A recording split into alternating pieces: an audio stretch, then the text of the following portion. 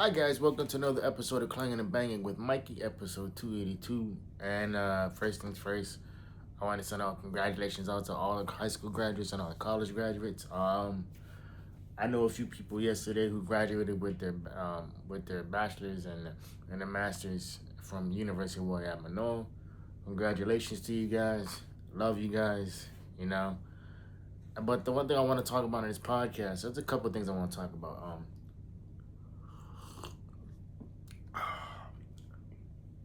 Um,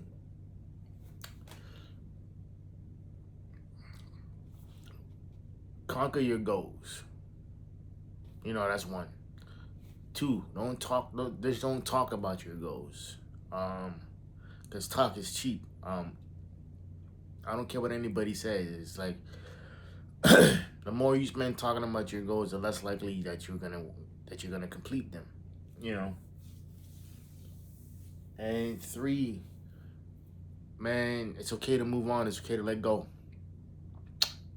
And okay, so number one, um, like I said, congratulations to all the graduates that graduated this past weekend. Those who are gonna graduate soon, life now starts. Whether it's high school, whether it's college, whether it's a post bac, whatever it is, right? I'm a firm believer that school is important. School does create critical thinkers, and it also teaches people what the real world is like. I was once told that a college degree doesn't make you smart. A college degree just teaches you how to how to turn things in on a deadline, and it's true. Um, because that's what a college degree is. Every semester, like you get the syllabus, it's outlined with everything. It tells you, what's due, when it's due, when the exams are, X, Y, and Z, right? Um, and there's a lot of people out there who have college degrees uh, who don't cut the mustard, And I don't mean to bring up politics, anybody's personal business or whatever it is, but side note, I thought the president of China giving Trump those rosebuds, telling Trump that, oh yeah, by the way, these rosebuds are for your rose garden, and knowing full and well that he destroyed Jackie Kennedy's rose garden to make a patio. So there you go. And on top of that too, with everything going on politically, the Civil Rights Act wasn't that long ago. And secondly, what I want to talk about is conquering your goals is important. I don't care what people tell you. I don't care how people try to downplay you. It took me 9 years to get a 4-year degree. You know. Now, do I regret it? The time it took, looking back on it, it's a 50-50 thing because during that time frame, my dad dies. And I just wanted to show him that I, you know, that I could accomplish it, right? and but in retrospect, if he doesn't die, I was so poorly equipped to be successful post high school by myself that I had enough study skills to get by. I had enough, get the gap that sweet talk myself into giving having the teacher give me extra credit, all right? Um,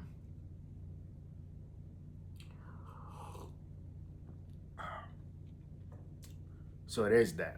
And I think at the end of the day, it's also something that's rarely ever talked about. You know, At least I don't talk about it enough. And maybe now that I'm in therapy, I'll be more open to shit, right? And I think all of us, especially young black men or black boys turning to black men, um, we're looking for validation from the one person that we want to get it from, which is our pops. And a lot of times that we don't get that validation, we think that something's wrong with us, right?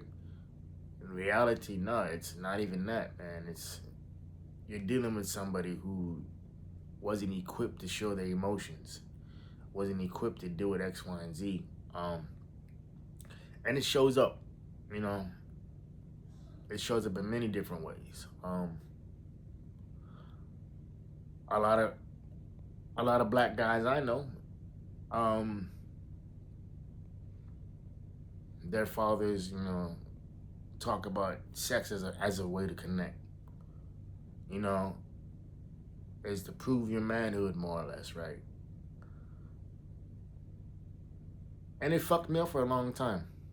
I'm not gonna sit here and lie. I'm not gonna sit here and bullshit you. I messed up with so many girls, simply because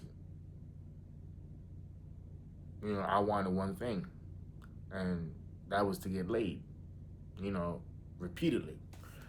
Um,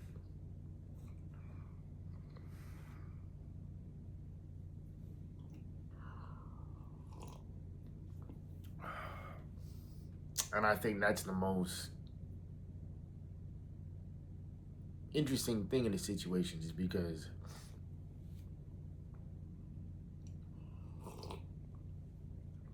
now I've gotten older, and the topic of kids always comes up, and I'm still 50-50 on it. Don't get me wrong, I love kids. My biggest fear is having kids with the wrong individual, you know, or I've dated a lot of single moms, and the story is the same. Um, they don't want to make the same mistake twice, or they don't want to have another kid and have basically be a living nanny. And what it comes down to is that a lot of these women didn't vet the guys that they were laying down with that made them a mother. I'm not saying that it's all just one person's fault, but it's a 50-50 blame in that situation, right? Um, and I just think that's something that has to be explored, something that has to be touched upon, something that has to be not researched, but it definitely has to be something that's spoken on. And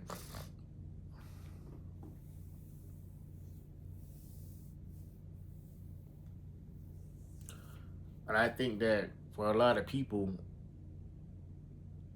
they think having kids will solve the issues that they have. They think them not going to therapy is they're gonna miraculously, without going to therapy, they're gonna miraculously get better. With having a kid, or having kids. You know, and people like that don't. I'm not saying that it's just the guys, because there are some women out there too that are just diabolically, certifiably, just insanely fucking mean. Um, and the second thing I want to talk about is just don't talk about your goals. Go off and crush them. You know, um, I read this quote when I first started producing music eons ago, back in high school, college. So that's over 20 years ago. And the quote said, "Yeah, your first record gonna be trash. Your second, your third, it's gonna be better than your first, but it's still gonna be bad. You know." And the main point of the story, what the individual was saying, is because you have to keep at it. You have to understand that you're not gonna get everything right, and that everything that you do is not gonna be 100%, right? It's not gonna be polished. It's not gonna be X, Y, and Z, and it's true. Um, a lot of people love to talk about what they want to do, but when it comes time to do it, you know, there's always some excuse. There's always some like, oh yeah, X, Y, and Z, yada yada yada, whoop de whoop. And I'm like, no, like what it come down to is that you love the attention, but you didn't want to put the work in. You know, like you talk about X, Y, and Z, but and I'm gonna just use me as an example for as a former competitive bodybuilder. It pisses us off when I say us, I mean other competitors. Because I train at a gym where either people are gearing up to do a show, they've just done a show, or they're training for the next show. And it pisses us off when people talk about, oh, X, Y, and Z, I don't, yada, yada, whoop de whoop. And I'm like, yo, it's like when you have 85% of this fucking gym training for a fucking show or just being in shape in general, you know? Um, and I'm talking about, like, I'm not talking about guys like, that, like, you take off, well, they take off their shirts and, like, all you see is a fucking chiseled chest and a fucking six pack. I'm like, no, I'm talking about the guys who, who live that lifestyle, who may not have the, you know, their body may not be the best looking right now, right? It's like I take off my shirt and it's a completely different ball game, Like I look like I lift weights, but I'm like 15, 20 pounds heavier than what I should be. You know what I mean?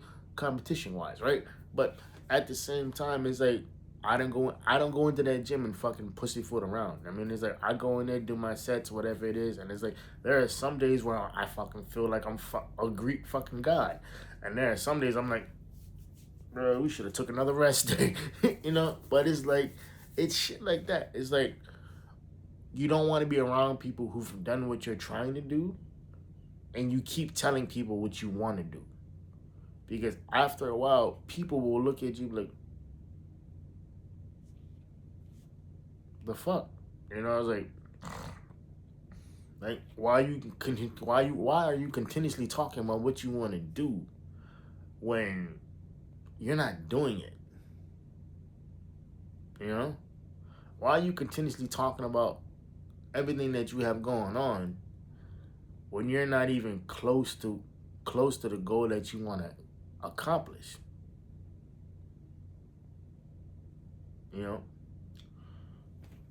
And it's disheartening, and it's a little bit pathetic, because there's more people out there that talk about what they want to do instead of just doing it. One of my good friends, I love that boy to death. He's always talking about like, because he knows I got my own studio and everything too, and I keep telling him like, hey, bro, if you want to come through and lay down a few tracks, let me know. You're more than welcome to do that. We can sit there, we can come up with a concept, we can do the hooks, the verses, whatever, and boom, just get all that shit out. And like he keeps talking about it. I'm like, dog, it's like either you gonna do it or you're not. How much time are you gonna sit there and bullshit with a motherfucker because I don't feel ready because I gotta practice, practice my flow. This like, bro, just jump in the booth. Let's go. Stop thinking that it's gotta be fucking perfect. And he's in academia, right? I'm like, yo, like put it this way, dog. It's like, would you tell your students, as a doctor, as a PhD holder, would you tell your students basically what they can and can't do, right? And he's like, nah. And I'm like, then why are you limiting yourself? Or I've known people who talk about their goals and they can't even look, they don't even know what the basic requirements are for that particular goal. And I'm like, and I know the requirements, the basic requirements, or the prerequisites, I should say, because I looked it up, because we're having a conversation, and it's like, I'm not going to sit there and sound stupid in front of somebody, especially when you walk around with a computer in your pocket and you got all this technology around you. And that's when you realize that a lot of people, they love talking about what they want to do, but very few do it. And that's why people who do that shit, people gotta understand, man, that it's like you're dealing with a different individual. You know, it's like when I did nationals or USA's, I call it nationals, but to me, USA's and nationals is the same fucking thing because you end up, the end result is getting a pro card. Um, when I did USA's, I knew I wasn't gonna win. You know, I wasn't big enough. I wasn't conditioned to where I had to be, and frankly, getting a pro card was never my goal. You know, eating that absorbent amounts of foods, spending fucking $200 a week on myself, um, spending majority of the day fucking eating, um, making sure I got my lifts in, making sure every X, Y, and Z was done, all that stuff. It's a lot, you know. It's not something you can bullshit, you know. And yeah, I may have placed last, but 10, 15 years down the road from now, I can be, I can look back and tell people like, hey, like this is what I look like, you know, this is what it took for me to get nationally qualified. This is what, compared to everybody else on the stage, like this is what it is. And I think a lot of people don't understand how much you sacrifice when you're going after a goal. And I think that's the most important thing, bro, is to realize that in order to get to somewhere new, in order to accomplish that goal that's new, you have to create a new version of yourself. That old version of you is not gonna cut it. That old version of you that's, indecisive, that's scared, that just talks himself out of doing certain shit, that's not gonna work. It's not something that's sustainable or attainable. Because Will Smith said a quote that I never forget. He was like, "Yo, if you believe that you can't do something, or if you believe that you can do something, you right." And I take it back a step further. When I was 19, my father sat me down and we had a conversation. And I don't remember what the fuck we were doing that day, but we was in our kitchen, and he said, "Man, he was like, yo, he was like, you use your disability as a crutch not to do anything, man. Like you too afraid to try." And my father, I'm just like my dad, when it comes to shit like that. I am very fucking direct. People think I'm mean, but I'm really not. He's like, bro, he's like, you use your disability as a crutch not to do anything, and it's a disservice to you, right?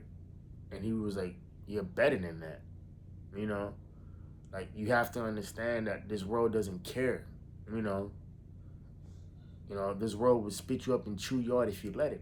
And he's like, number one, bro, we're black, You may be a little light skinned, more than I am, because my dad was probably as dark as my t-shirt that I got on, bro. No cap, and he was like, number two, you got a physical disability, dog. So you got to work. I mean, he didn't say dog, but like you get what I'm trying to say. And he's like, you got to work twice as hard, bro. He's like, these motherfuckers, right? They're gonna see the disability before they see you. You got to work on developing this, because as soon as you develop that, bro, everything else, it's not easy, but it's easier,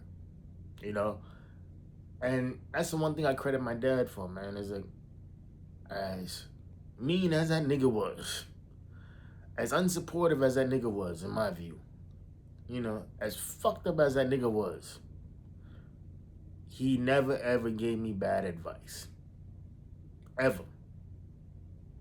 He may give me some questionable advice at the time, And I remember, quick story.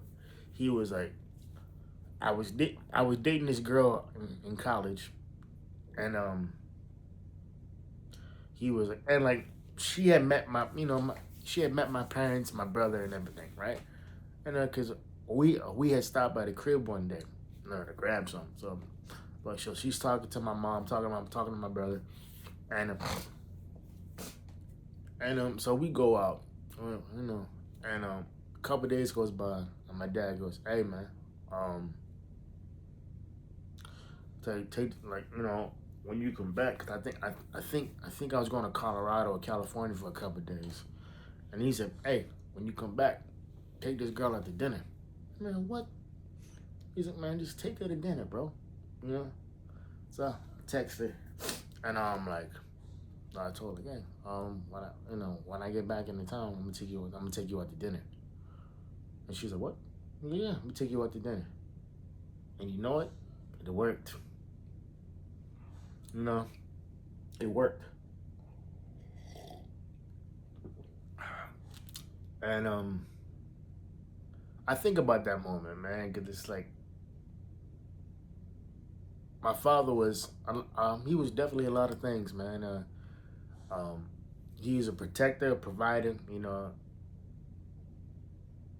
He's the reason why that I'm able to live the way that I'm able to live now, 20 plus years later. Yeah. So I gotta thank him for that, right? And I think that's also the most important thing too. Is like you may not have the best relationships with people, but not everybody out there who you have a falling out with, or you don't have a best relationship with, is out here using and abusing you, right? Um, and when I say that, it's because it's true. A lot of people will sit there and not realize that, yo, it's like the reason why shit don't work out the way you want to work out, because sometimes that's God telling you not to do anything with that, bro. The reason why that girl and you broke up, or you got divorced or whatever it is because that's God trying to tell you, like, yo, you what, like, you not listening to me. So let me let me put you in a situation where you get hurt time after time after time again until you learn. Um, but yeah, it's like I think about certain things that me and my dad had conversations about, and it's also interesting to me how people will, because people who knew my dad and people who know me, they're like, yo, like you just act just like your dad. And I'm like, yeah, to the most part, yeah, I am. I'm more emotionally available and more emotionally aware. You know, I'm I'm working on my flaws and everything too. So there's that. So it's not like I'm out here just fucking swinging by the seat of my pants and just hoping shit works out. But it's like, no, I'm consistently putting in the work, whether it's being more available for friends and family, or being more vulnerable in therapy. Um, and my therapist said something the other week, and I can't remember the word, but basically the definition for that is like, well, you came here on your own will, more or less. So I was like, yeah, and I said, like, I can't go through life having the same problems in my, you know, that happened in my 20s and 30s. I don't want to be going into my 40s, 50s, or 60s, or 70s and still not having the wherewithal how to deal with this shit, you know? And I think that's where a lot of people get it screwed up at too, because I know a lot of people who went to therapy and they don't, they don't, they don't execute the film, what do you call that? Um, they don't execute the the tactics that that they've learned, right? I've seen people make mistake after mistake after mistake, and I'm like, yo, it's like you can't blame the other person. You can't blame your parents, you can't blame your exes, you can't blame your current, significant other. It just doesn't work out that way. If you're constantly finding yourself in the same situations, bro, it's like that's because it's you, you know, and there's nobody else to deal with. It is like there's nothing else going on in that situation. Common denominator is always going to be you. I don't care what people tell me. It was like, yo, it's like you can sit there and say, oh, X, Y, and Z, blue in the face. It doesn't matter to me, bro, because at the end of the day, the common denominator is always gonna be you. It's it's not it's nothing else. It's nothing else. Uh, and lastly, man, because I talked about politics, therapy, going after your goals, and the one thing I want to hit on, man, is like never be afraid to start over. You know, never be afraid to leave a situation where it's at, because it's like I think a lot of people, they're tied to how much they make, what their job title is, and it's like in reality is like it's like you can do what you want to do and understand that it's okay. It's you know, but you're not excused or you're not immune from the consequences of your actions, right? And I think a lot of people will sit there like and be like, oh well, X, Y, and Z. I make X amount of money. It's like, yo, it's like it really doesn't matter.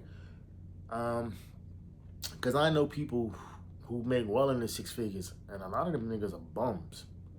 They're losers. You know, not you know not financially, obviously, but when it comes to everything else, they're just fucking losers. It's like they don't have the confidence. They don't have the ambition. They don't have the wherewithal to get better.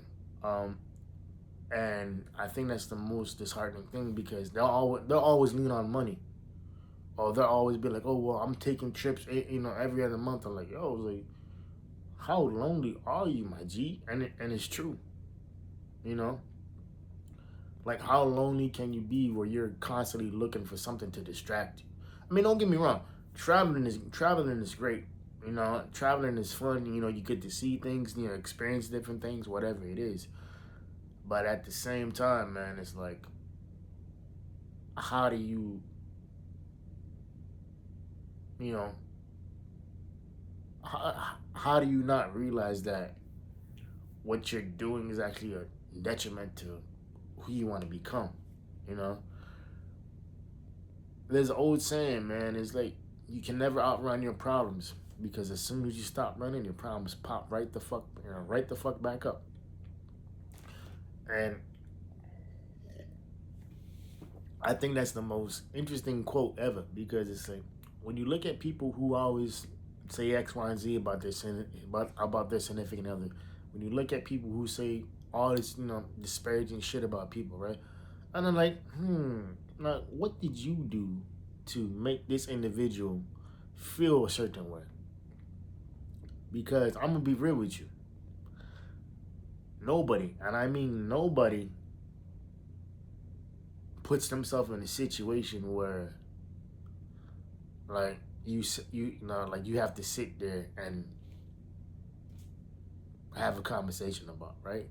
Everybody who says, oh, so and so did me wrong, this and this, and I'm like, okay, cool. So they may have did you wrong. Can you give me some examples of what they did and how your reaction to that, influenced the outcome? Because I remember somebody telling me, like, oh, well, like me and my significant other, we never argued in our 5-year relationship. And I was like, I can see why he went off and cheated. And she was like, what? I was like, yeah. It's like, you basically told me that you never argued. That's not normal. I'm not a trained therapist or anything like that too, but like I can tell you this much: arguing is a form of healthy communication. Now, I'm not saying argue all the fucking time, because no, that's not healthy at all.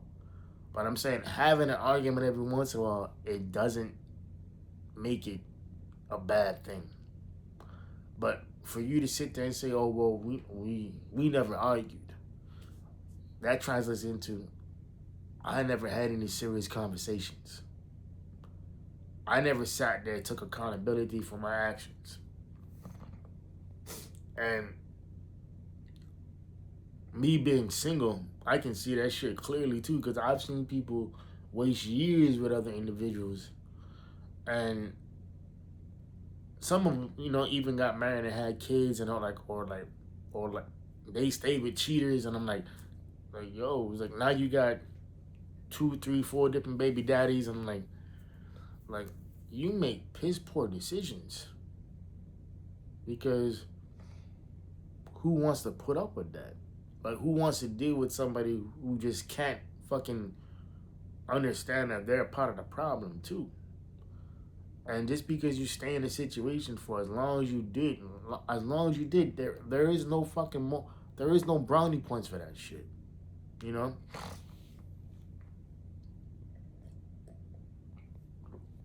Like you don't get the you don't get the pat on the back, say like, oh well, like you're such a strong individual.